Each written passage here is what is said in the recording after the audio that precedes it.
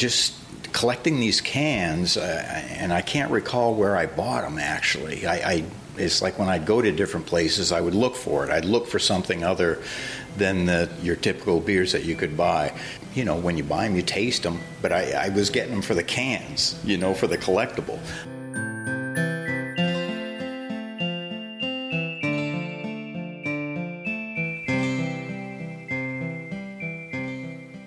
Hey all, Amanda here, and welcome to entry 66 of Great Beer Adventure. On today's brief brewery bio, we are headed north all the way up to a little town called the Forks. Here we find Kennebec River Brewery, located at the home of Whitewater Rafting Fun, the Northern Outdoors Whitewater Rafting and Resort. I chat with Jim Yearwood to learn more about how Kennebec River Brewery got its start. Well, we started this whole business in 1976, the whole rafting end of it and everything. And in 1990, I started home brewing. Did that, I was pretty active at it, and, as much as I could with a full-time job and raising two kids like you're doing. And somewhere around 1996, I think it was, we were going to the bank to get a big loan to do an expansion here, to build a bunch of indoor accommodations, cabins and whatnot.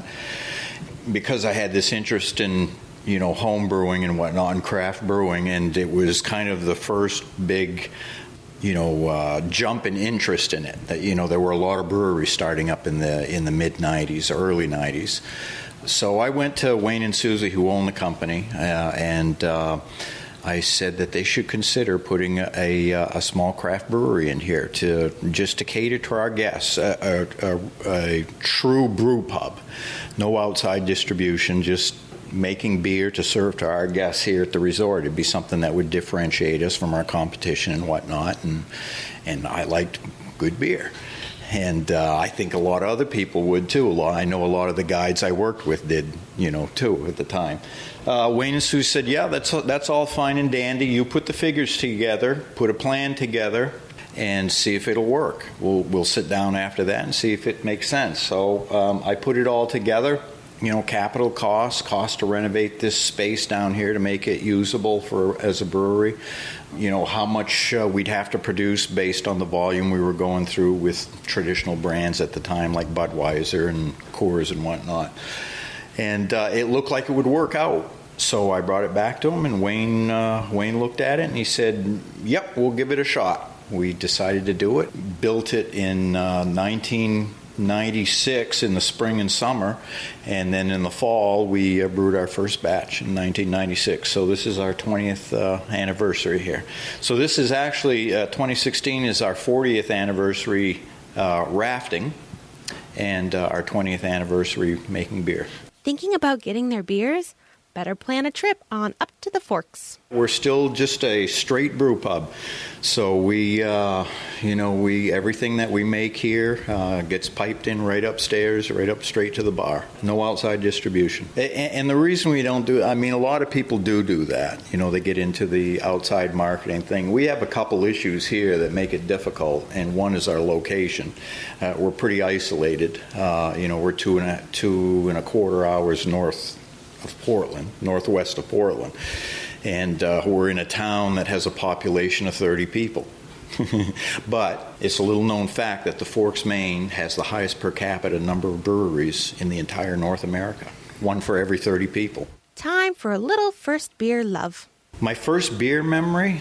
Oh man, I think for some reason I remember back in the 70s when I was going to college, I got into collecting beer cans.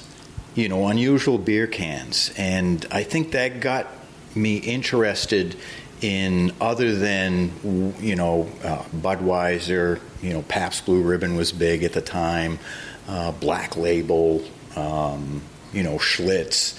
In the Northeast here, Narragansett was big. They're all, your traditional light American lagers, and there wasn't a whole lot of variety.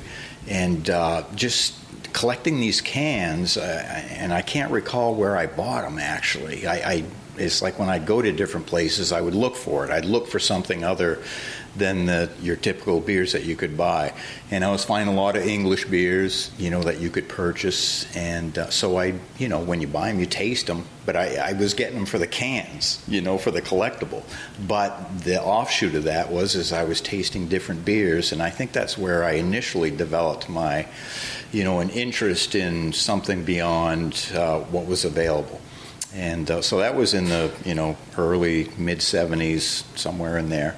And it took me, 15 years of doing that sort of thing just on a casual basis, just collecting the cans and whatnot on a casual basis to actually take the step into brewing. And then in, the late 80s, I think it was, when Sam Adams started up and Geary's, those pioneers, basically.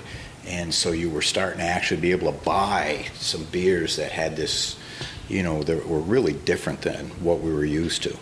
So that's where I guess put me over the edge to where I wanted to start making that stuff for myself. And home brewing was becoming legal in various states. It was not legal in a lot of places. And so you could do it at home legally now. And that's when I got interested in actually making it myself in around 1990. And continued to do that for, like I said, about 5 or 6 years, and then started doing it here on a small commercial scale. Are you as curious as I am about whether or not Jim has any cans left? I do. They're in a box in the rafters of my garage. And what about his prized can? Boy, I haven't looked at him in so long. I have an old Narragansett bottle, and I think it's from the 50s, 1950s, or possibly the 60s. And it says "Hi Neighbor" right on the neck, just like, the old Narragansett. That was their slogan, "Hi Neighbor." And that's probably my prized one right there. Jim informed me that he passed the head brewer reins along to Mike McConnell back in 2000. Thank you to Jim and Kennebec River Brewery.